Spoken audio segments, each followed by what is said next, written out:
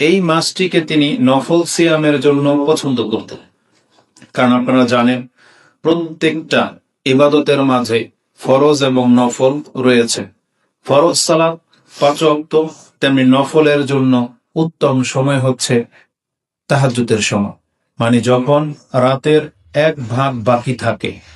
এছাড়া সারাদিনই কিন্তু সুন্নাহ নফল রয়েছে, কিন্তু রাসূলুল্লাহ সাল্লাল্লাহু আলাইহি ওয়াসাল্লাম বা আল্লাহ সুবহানাহু ওয়া তাআলা ওই সময়টাকে বেশি মূল্যায়ন করেছেন। ঠিক তেমনি প্রত্যেক মাসেই সিয়াম রয়েছে, কিছু নফল সিয়াম, আইয়ামে বীজ, সোমবার, বৃহস্পতিবার।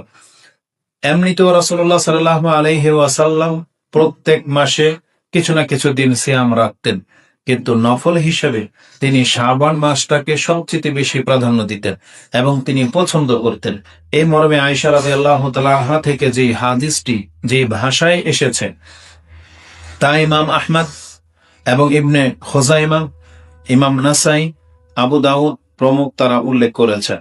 আয়েশা রাদিয়াল্লাহু তাআলা আনহা তিনি বলতেন, কানা আহাব্বু শুহুরি ইলা রাসূলিল্লাহি সাল্লাল্লাহু আলাইহি ওয়াসাল্লাম আইয়াসুমাহু শাবান সুম্মা ইয়াসিলু বিরমাদান।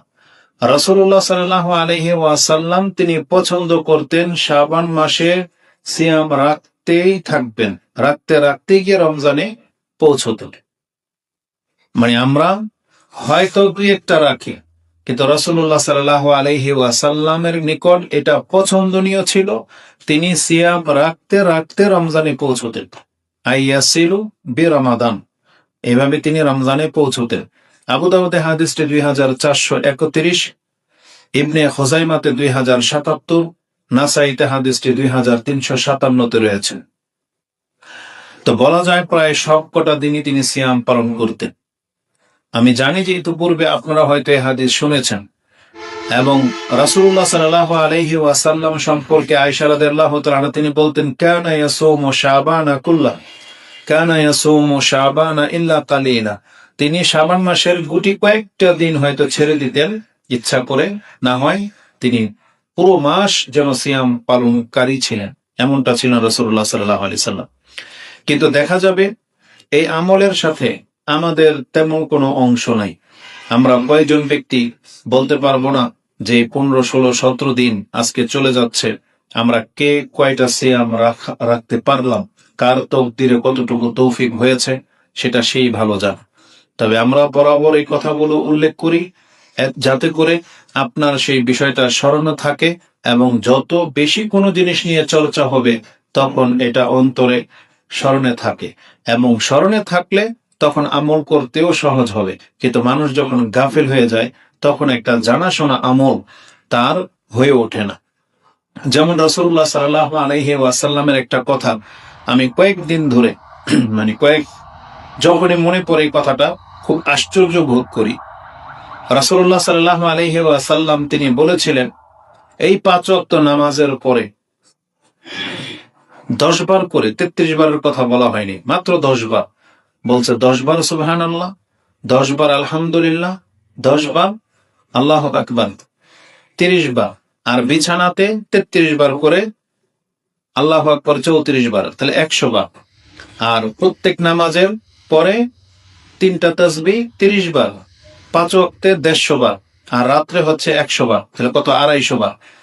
এই 250 বার কেউ যদি তাসবিহ গুলো পাঠ করে নামাজের পরে আর বিছানায়, তার 2500 পাপ মাফ, 2500 নেকি মর্যাদা তার উঁচু হবে।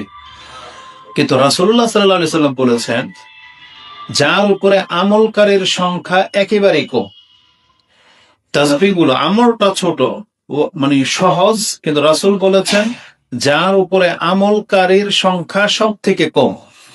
তো বলছি, ইয়া রাসূলুল্লাহ, কি এমন আমল যেটা এত দামি অথচ আমলকারীর সংখ্যা কম? তখন রাসূলুল্লাহ সাল্লাল্লাহু আলাইহি সাল্লাম এই 2 ওয়াক্তের কথা বলেছেন, যে তাসবিহ গুলো 33 বার করে বিছানায় আর 10 বার করে সালাতে যদি কেউ 250 বার পরে তা তার 2500 পাপ মাফ।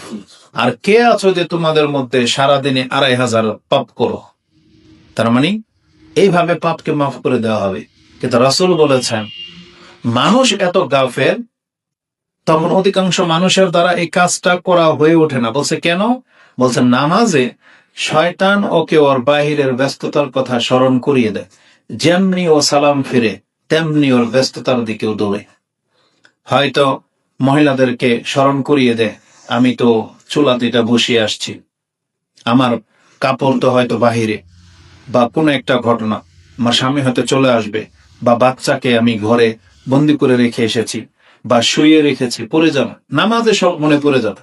পুরুষদের হতে পারে ব্যবসায়ী প্রতিষ্ঠান, চিন্তা চলে আসবে, অন্যান্য কোনো চিন্তা, মানে এক কথায় নামাজের পরে সালাম ফেরানোর পরে মাত্র 10 বার পড়তে 1 মিনিটও লাগবে না, 1 মিনিটও না। কিন্তু আজকে ম্যাক্সিমাম মুসলিম, আপনি বলতে পারবেন না কবে আপনি স্মরণ করে দেখেন স্থির হয়ে আপনি 10 বার করে তাসবিহ, তাকবীর, তাহমিদ পাঠ করেছেন এবং এটা কন্টিনিউ করেন, কতক্ষণ সম্ভব? দেখবেন যে অধিকাংশ মানুষ আমরা ভুলে যাই, আমরা মানে কদরই করি না, এমন এমন পেরেশানি, এমন এমন কথা স্মরণ হয়ে যায় যে আপনি ওদিকে ছড়তেছেন, মাথায় থাকে না এটা।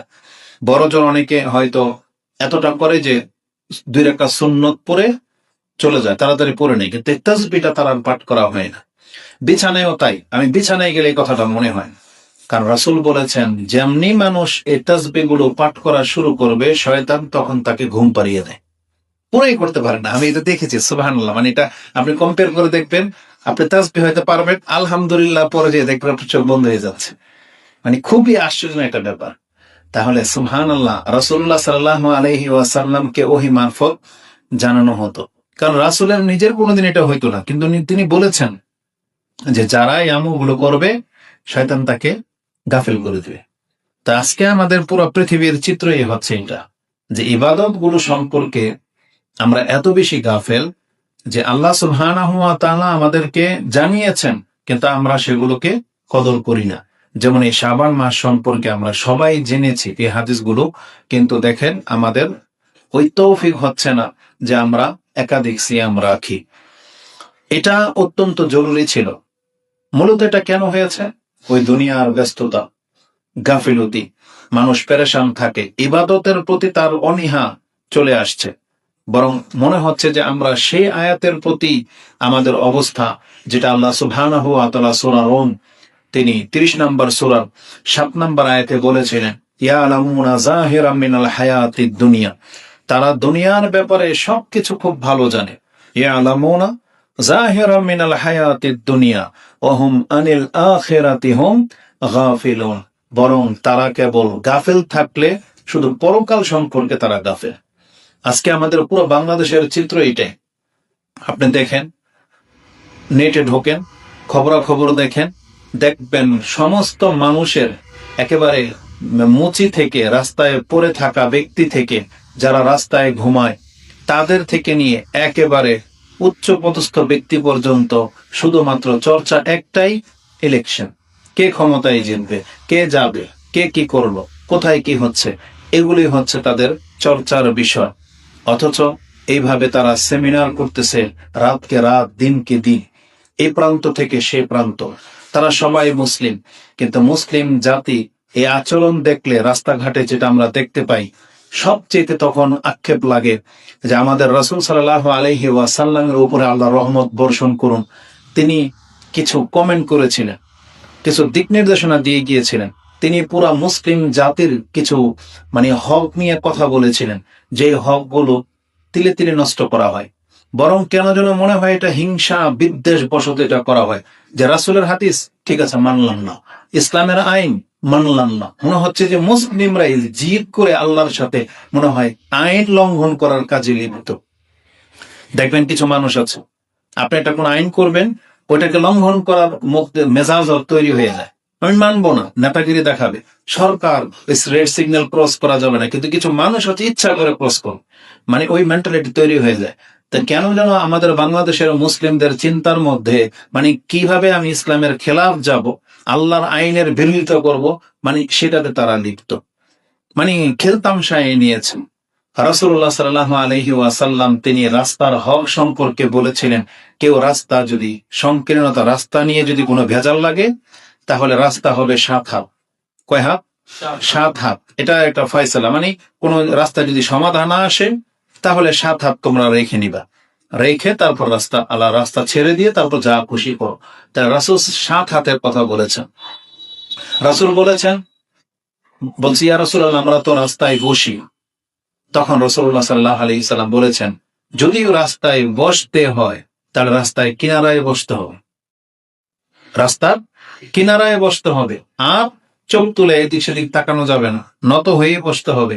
কেউ সালাম দিলে সালামের জবাব নিতে হবে।